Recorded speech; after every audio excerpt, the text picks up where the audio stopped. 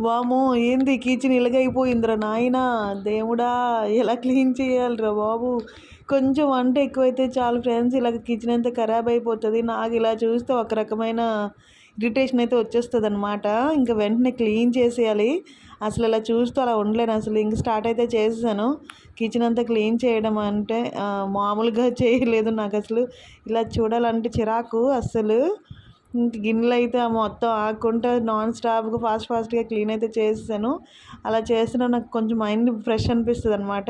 Kitchen చూస్తే నాకు ఫ్రెష్‌గా ఉంటే ఇష్టమనమాట.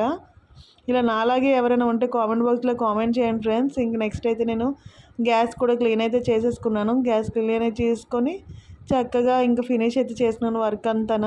ఇంక నా ఫైనల్ అవుట్‌పుట్ అయితే చూడండి ఎలాగుందో. మీకు నచ్చితే కామెంట్ చేయండి. ఈ వీడియో కనుక మీకు నచ్చినట్టయితే like, share, subscribe friends. Thank you so much. Bye bye.